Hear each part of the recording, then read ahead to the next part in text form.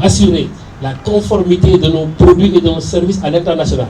Ça veut dire que vous, si vous êtes même personne physique, si vous êtes un auditeur international, vous posez votre couleur de peau, il n'y a pas de visa. Par contre, si vous êtes local, vous restez local, après vous êtes content. Ici, on vit tous, Inch'Allah, Yallah Bahna. Dieu, il est gentil, c'est une illusion. Illusion. D'accord? Au Dakar, au Sénégal, tout le monde vous dit on va créer un port du futur, de 4e génération, tous les navires vont venir. Quel navire va venir au Sénégal pour transporter 2 conteneurs ou 4 conteneurs? C'est comme si je construis un aéroport, on se les jette dans la rue, des gaz pleins, remplis. Comme il a dit le professeur Sanon, les gens n'ont même pas conscience du danger dans ces pays-là. On n'a même pas conscience du danger. Donc dans toutes les industries, tous les laboratoires, toutes les entreprises sénégalaises, vous verrez partout des extincteurs. Qui sait les utiliser? Personne. Souvent c'est haut, il n'y a pas d'escabeau. Souvent les gens ne sont pas formés. D'accord? Le DG de Etika, j'en profite pour casser du sucre sur son dos. Il y a des extincteurs partout. Donnez-moi un seul cas d'un seul étudiant qui sait l'utiliser, ou d'un seul enseignant. Si c'est vrai, levez la main. Donc on a tout, mais on n'a rien. S'il y a le feu, bon moi je ne passe pas par ici, je ne sais pas ce que c'est. Mais peut-être je vais réciter des versets en soninké pour pouvoir m'échapper, qui sait. Dans tous les cas, on ne fait pas de la prévention des risques. Vous avez la chance de voir dans toutes les banques, je vais revenir sur les amis banquiers, il y a tout le temps, tout est nickel. Hein? On a des extincteurs, mais personne ne sait les utiliser. Si les gens savent l'utiliser, on n'a jamais fait un test sur la gestion des situations d'urgence. Si ce n'est pas enregistré, il n'y a pas de point de rassemblement. Donc en fait, un dispositif qui existe, mais il n'y a rien. Il n'y a pas de simulation d'évacuation. Personne ne peut me dire, ici à Etika, par jour, par semaine, il y a combien d'étudiants présents. Dans les autres entreprises sénégalaises, faites le tour dans vos entreprises. Dites-moi combien de gens sont présents par jour à la Soboa, combien de gens à la Sénélec, combien de gens à la Caisse de sécurité, combien de gens à Kosama. Vous faites le tour, combien de gens à Selstop. Vous êtes SMI. Mais souvent, les capacités à réagir sont déterminées par le nombre de personnes présentes par jour par bâtiment. Donc avoir les équipements, c'est bien, mais savoir les utiliser, c'est mieux. D'accord? Je raconte une petite anecdote. Moi, j'ai étudié à Montpellier. Dans la ville de Montpellier, il y a une grande place qui est très connue qui s'appelle la place de la Comédie.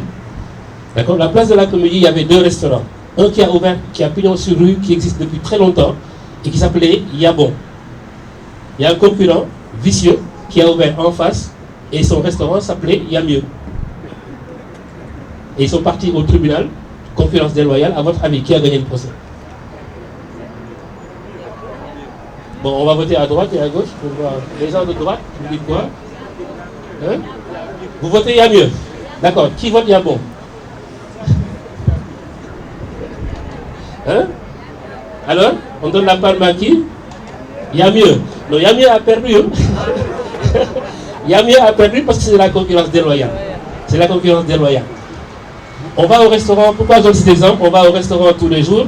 Regardez les menus qui sont écrits. On vous dit salade de je ne sais pas quoi. Souvent, il n'y en a pas. Ce n'est pas la salade. Le poisson, ce n'est pas le poisson. Donc le produit n'est pas conforme.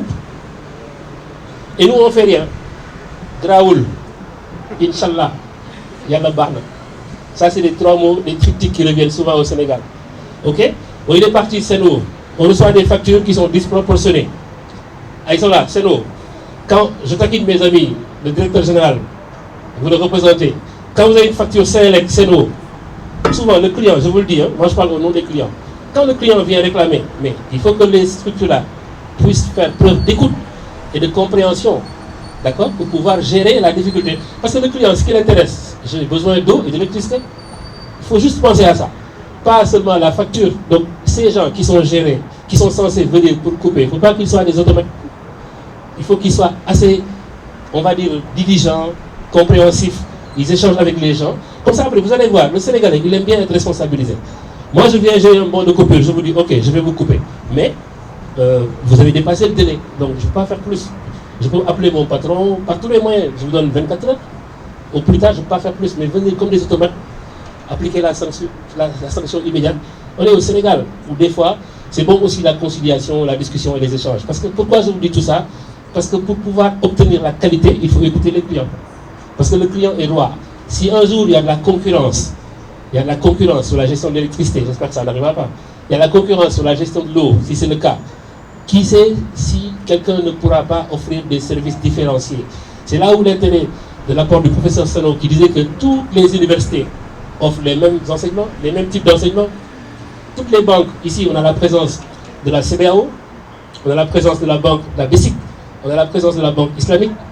Je leur dis souvent, les banquiers, vous offrez les mêmes services. Comment faire pour se différencier? Allez à la banque demain et demandez à un banquier, je veux ouvrir un compte. C'est rare, si ça existe, je suis content, qu'une checklist soit disponible où on vous dit, voilà les points.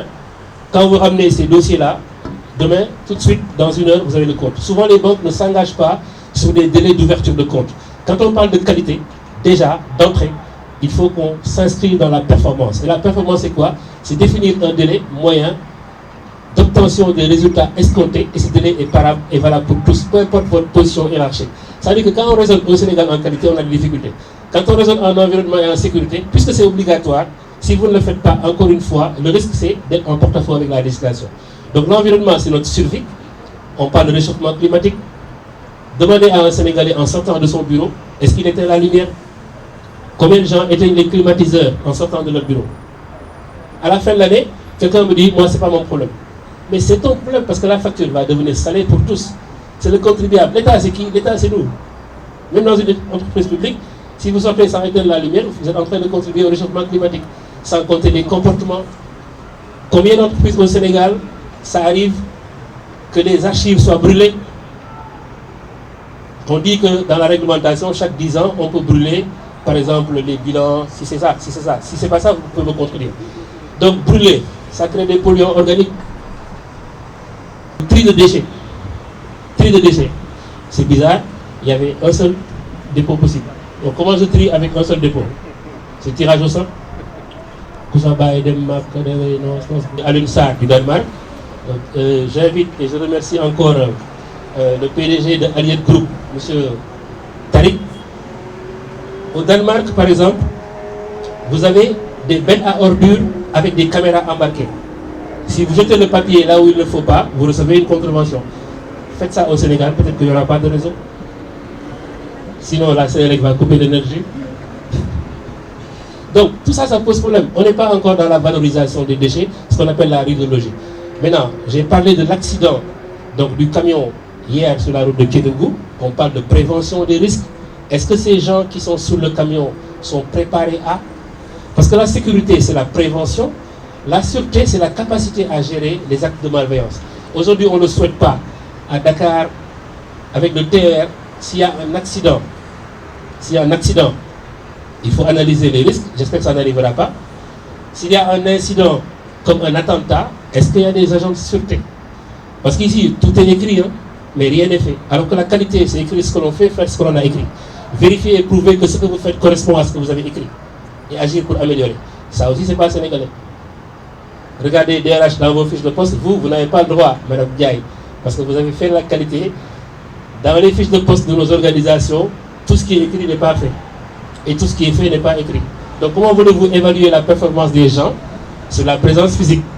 Les cadres supérieurs dans nos organisations sont présents de 8h à 18h. Qu'est-ce qu'ils ont fait toute la journée? Mystère et boule de gomme. Ils ont la télé, la machine à café, la nappe de prière, la table de réunion. Ils sont en réunion toute la journée. Au Sénégal, dans les pays francophones, les gens sont en réunion toute la journée. Après, ils sont contents parce qu'en rentrant à la maison, on amène les dossiers pour montrer à son épouse, à son mari. J'ai été très occupé toute la journée. J'étais en réunion. Si c'est la qualité, on vous dit action par jour, par semaine, par mois. Après, ça change tout. Dans la semaine, vous n'avez rien fait. Dans le mois, rien. Donc, vous devez être viré. Sauf si vous avez un bon marabout. Donc, aujourd'hui, l'avenir dans le pétrole et le gaz, le directeur général de CENSOP nous a fait un brillant exposé. On doit tous tirer des enseignements. C'est-à-dire nous positionner par la formation. La logistique, si vous ne l'avez pas compris, vous n'avez rien compris. Parce que tout tournera autour de ça. Tout tournera autour de ça. Maintenant, pour les accompagner dans l'atteinte des objectifs, parce qu'eux aussi parlent de satisfaction des clients, il faut connaître, comprendre et appliquer les normes. Et les normes sur l'environnement, c'est la 14001. Donc l'environnement, c'est obligatoire. Les normes sur la santé et sécurité au travail, personne ne peut garantir 0 accident. contre, réduire la probabilité de survenance des accidents, c'est possible. Et la norme vous dit 45 000, il faut inciter les gens à participer, la participation des travailleurs. Parce que dans les dépôts pétroliers, on parle d'alerte sécurité. Quand vous venez dans un dépôt pétrolier, moi j'ai travaillé 6 mois avec les gens de la Senstock pour la mise en place. Donc ils avaient déjà un système pour pouvoir l'accompagnement, c'est sur la triple certification QSSM. Donc quand vous venez dans les dépôts pétroliers, vous ne pouvez pas utiliser votre téléphone. Demandez à un Sénégalais de ne pas utiliser son téléphone. Même dans les stations-service, même le pompiste, il a Orange Money. Alors que c'est affiché, téléphone interdit. Allez dans le port, dans la zone des hydrocarbures, vous verrez une chance sur 2 d'avoir quelqu'un qui filme sur le quai. S'il y a le feu, c'est Dieu. C'est pas nous. Ça, c'est dramatique comme type de comportement. Ça veut dire que le comportement responsable, on n'est pas outillé, préparé pour pouvoir faire face. Dans ces dépôts pétroliers, le téléphone est interdit. Donc vous imaginez, pendant toute la journée, ces gens n'ont pas le droit d'utiliser le téléphone. Donc c'est difficile pour quelqu'un aussi de travailler dans ces milieux-là, si vous n'êtes pas suffisamment préparé. Donc ça aussi, ça pose problème. Donc pour l'avenir, pour pouvoir vous inscrire résolument dans des métiers d'avenir, se positionner dans la qualité, la sécurité, la sûreté et l'environnement vous donnera un métier d'avenir. Pourquoi un métier d'avenir? Parce qu'il y a un principe fondamental qui a été inventé par un auteur qui s'appelle Philip Crosby. Je parle comme mon ami Doudou avait souligné tout à l'heure. Lui, il dit tout simplement, do it right first. Bien faire son travail du premier coup. Je vous remercie de votre attention.